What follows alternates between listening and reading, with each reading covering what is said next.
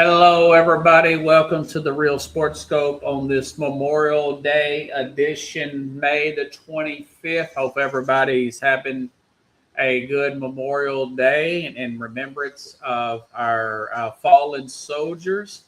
And today I saw a man running down Lebanon Pike with an American flag. Big guy here in Nashville, Tennessee. Made me feel patriotic, beat the horn and waved at him. Hope everybody's doing so. Got a great show with you on this recording edition of the program. Listen, this Spurs OKC thing, Thunder series is turning into a real rivalry here. The Knicks are primed and ready to go to the finals. I think they're going to give anybody a problem, no matter who they draw due to how banged up the two Thunder and Spurs are. Get into that a little bit. And Jackson Dart, listen, celebrity quarterback. I got an old clip here from Bill Parcells talking about the quarterback commandments I think he needs to listen to here. So stand by. I'll take my first and only break and be back here momentarily and hit the ground running here on the Real SportsSkope. Hello, SportsSkope followers. The program has seen tremendous growth since going 5 days a week. I just wanted to thank everybody for your cash contributions and sharing the program with friends and families. Just a reminder, if you want to contribute to the program, go to the Cash App, the cash sign, and SportsSkope. There are other ways to contribute to the program listed at the bottom of the screen. If you want to advertise on the program, go to sports, that is sports with an S, another S, scope, SKOPE, at gmail.com, just like it's listed at the bottom of the screen. Thank you and enjoy the program.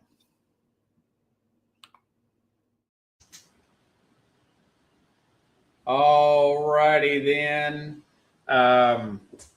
I was just looking here. I didn't look up who this girlfriend of Jackson Dart is.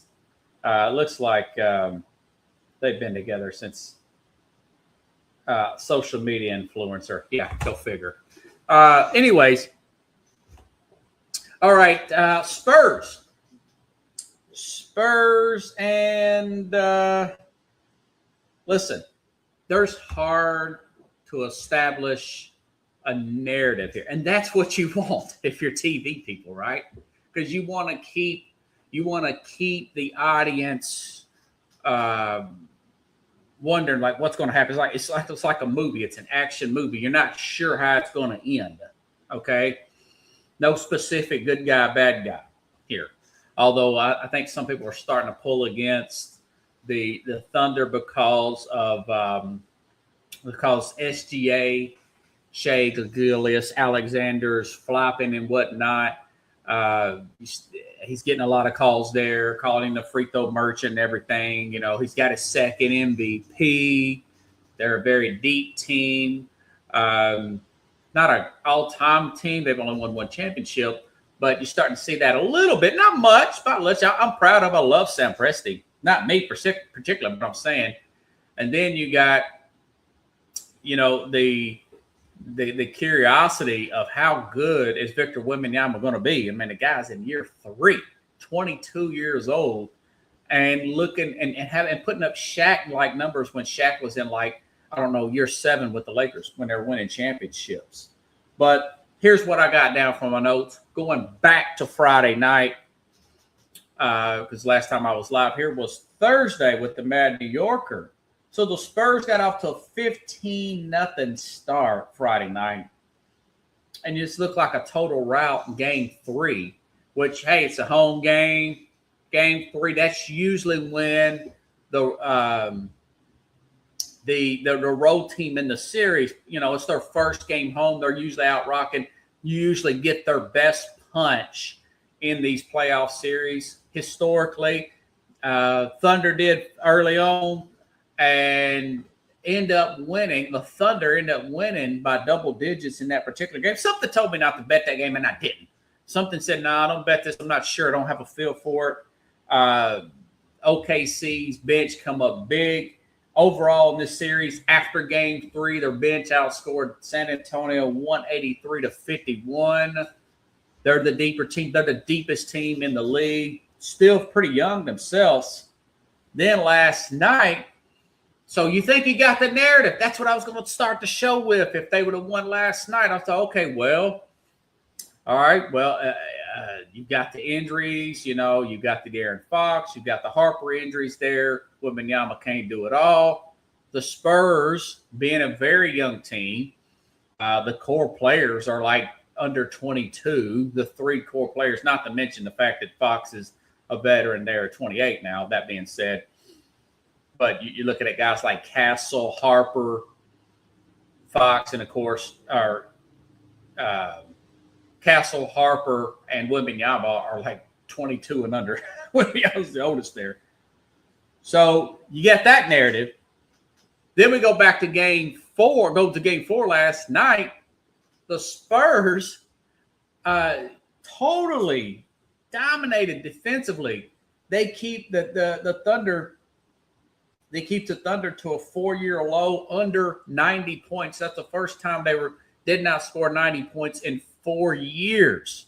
This team had been cleaning the clock of their opponent there offensively, and this deep team. So then you got that. So now the narrative kind of shifts a little bit. Okay, Wembanyama takes over.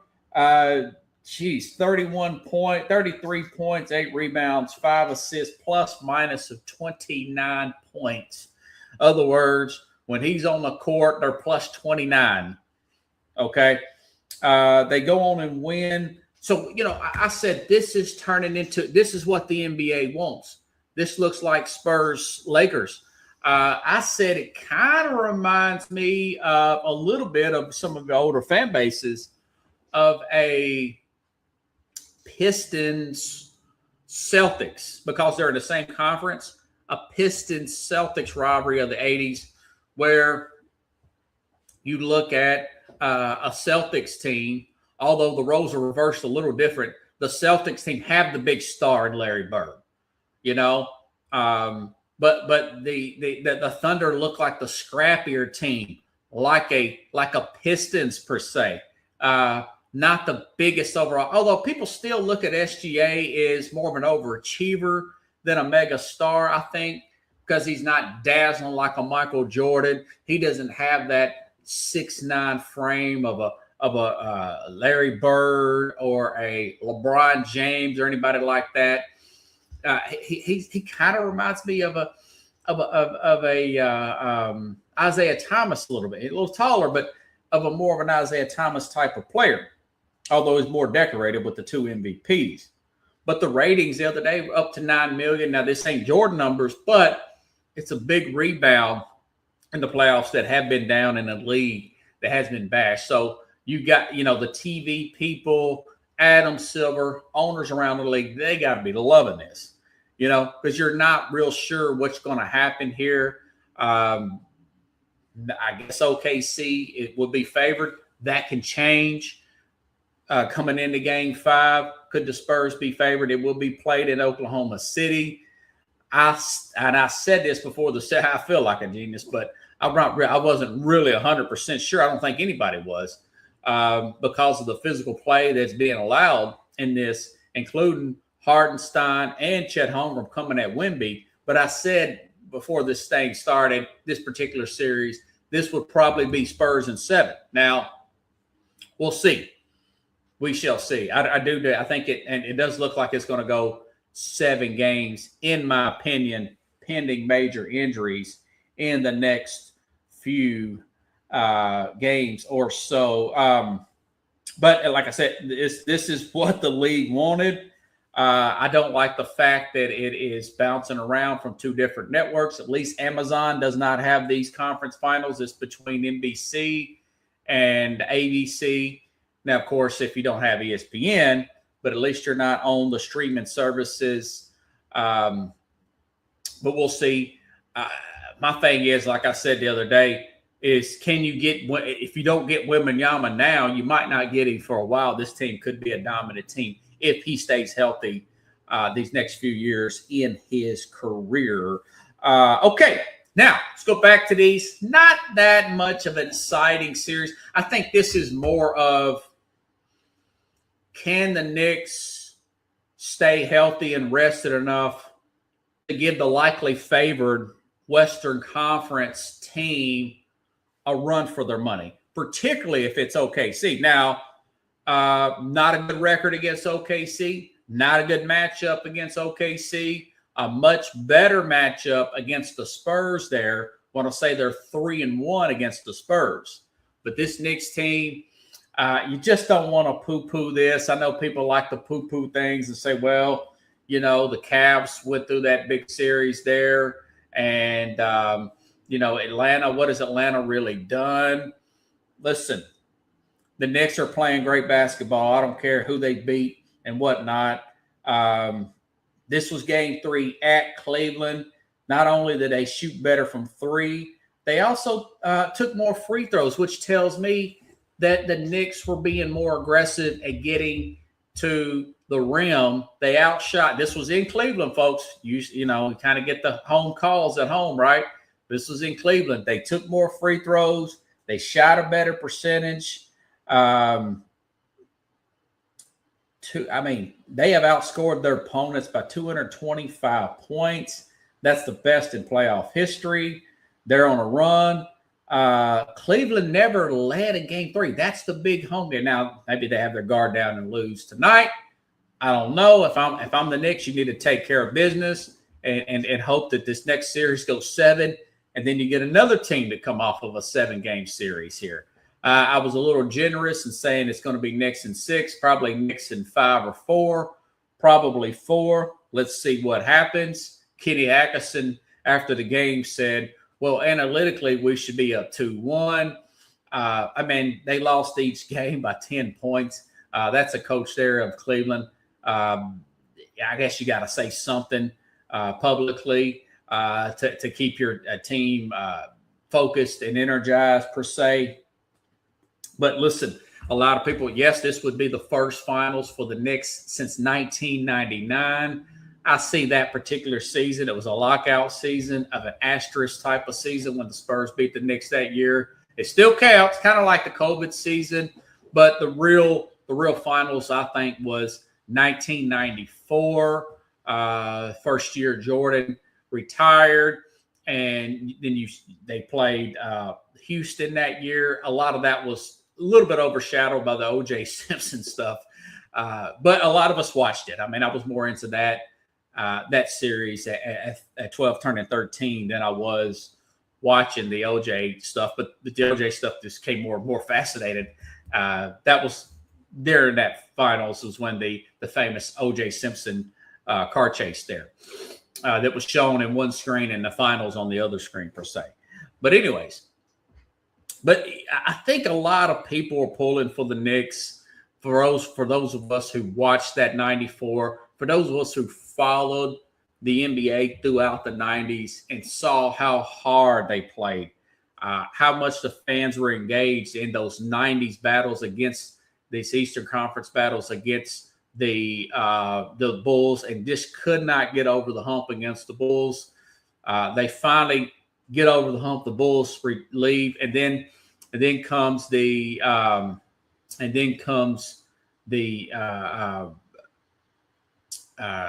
Houston Rockets, who won 2 championships there.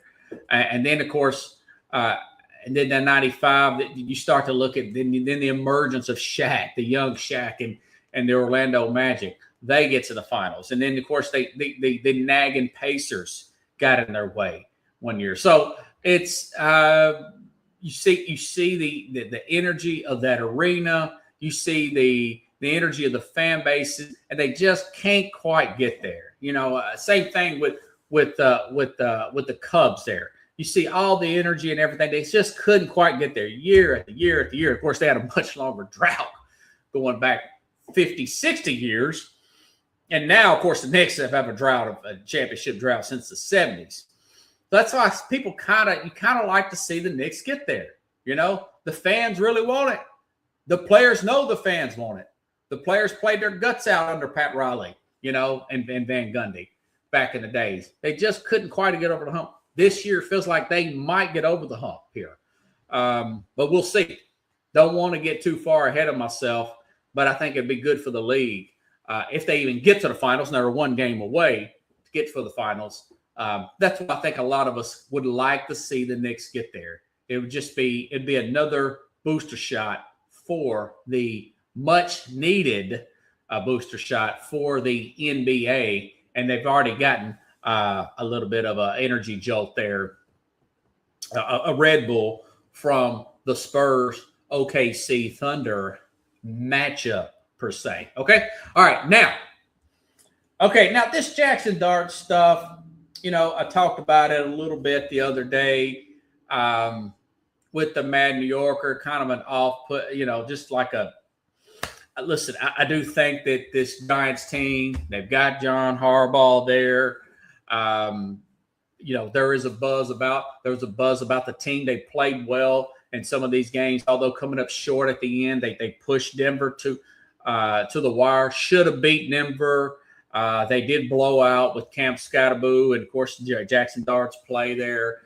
Did beat a good Philadelphia team that would just come off a Super Bowl win last year, or 24, whatnot. And there is a lot to be excited about.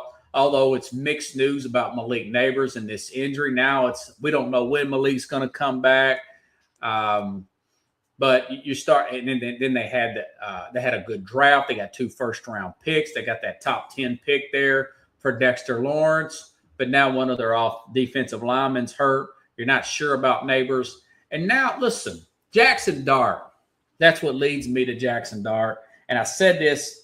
And as a side note on Thursday's program, he comes off as a guy that is just more into being a celebrity. He's dating this social media influencer, this Marissa Ayers. Couple began dating in October 2020. What good timing, just when he starts to play, that he starts to date her. So I think she's pushing him to do all these public events. But, you hadn't proved anything in the NFL yet. He was was it Friday or Thursday or Friday? He's introducing the president here. And listen, I wouldn't have done it, but I don't really have an issue with the players introducing a politician or whatnot. What I do have an issue is the fact that you're you got a new coach. You're putting in a new system. Obviously, you're in your second year. Okay, you're 4-8 as a quarterback. He played in. He was 4 times in the tent for concussion protocol last year. He started 12 games. He played in 14 out of 17 games last year. There is some promise there with just 15 touchdowns and 4 interceptions. But my thing is, he was at the Met Gala. He was at the Kentucky Derby. He's introducing the president. And, I went back and looked at guys like Peyton Manning, number 1 overall pick. This guy was in a ton of commercials. I use Peyton Manning as an example in his career, later on in his career. But Manning had, I want to say, he set like a rookie record for like 28 interceptions in his rookie year. And the team won 3 games. Doesn't that sound kind of familiar? The Giants picked 5th in the draft this past year, And it's not the idea of going out and doing these things. It's the perception that you're distracted. And I think he is. It's the perception that you're not focusing in on football. So I'm sure John Harbaugh and that staff are thinking, man, why don't you just lay low, man? Lay low, lock in. Well, you got to be yourself. You want to, you want let his personality persevere. Okay, well, yeah, and usually those guys, they just don't have sustained success. So it's just not. I don't even remember Eli doing any of this stuff early in his career. But I mentioned Peyton Manning because he didn't do any commercials after his second year, after his first year in the NFL. Tom Brady, he did one commercial in 2003 after he won a Super Bowl.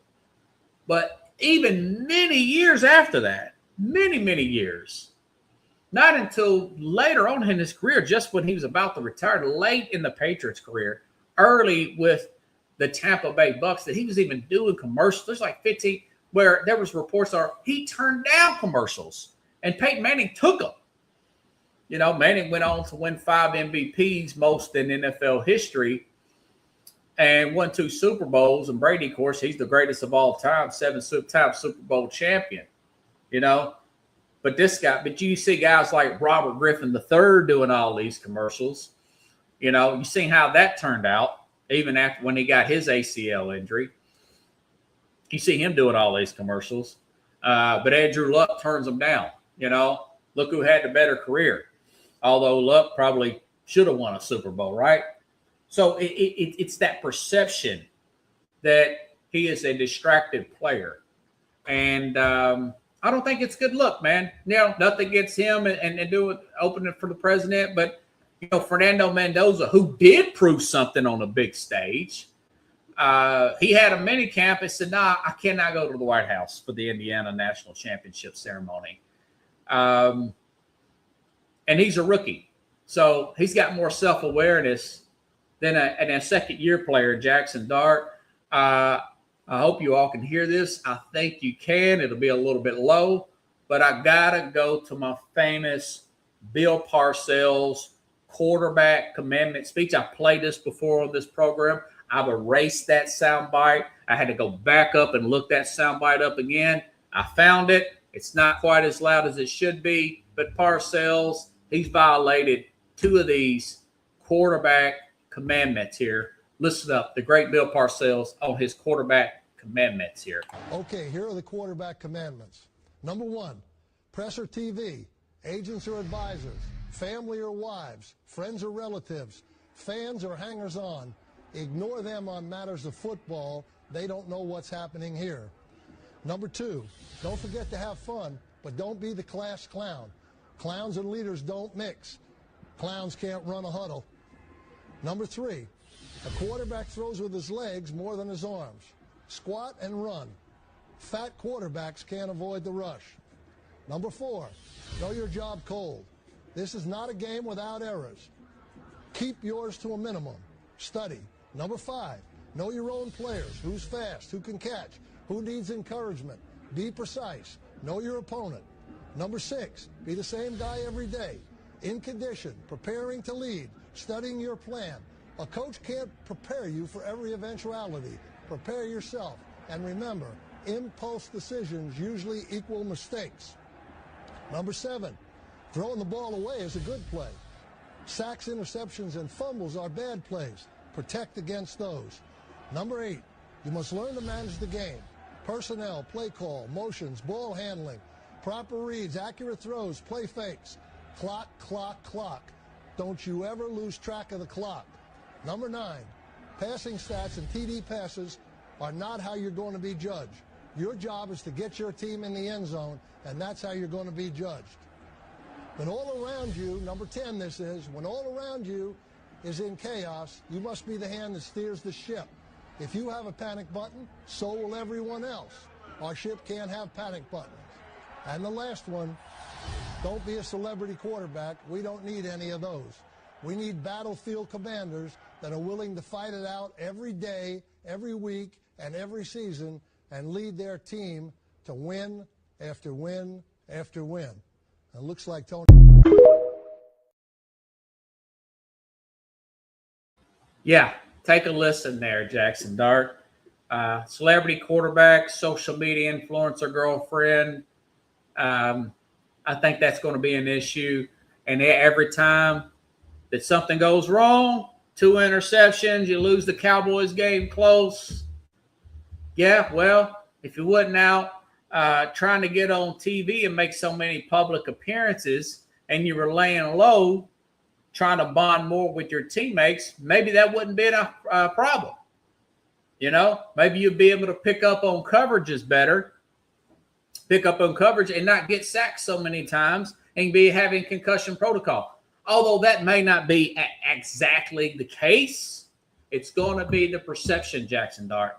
So have a good, happy Memorial Day in remembrance of our veterans, folks. And I will see you Thursday with the Mad New Yorker. And again, I promise you, folks, this is not going to be permanent. I'm getting out of some financial difficulties, but towards the end of the summer and later on in the fall, folks, we're going to get this show back up to 3, 4, 5 days a week, hopefully sooner than later. And I'll give you some more valuable content. In the meantime, please like and share the program. Subscribe to the Real SportsSkope YouTube or the SportsSkope Spotify channel. Have a good Monday, everybody. I'll see you Thursday live here on the Real SportsSkope.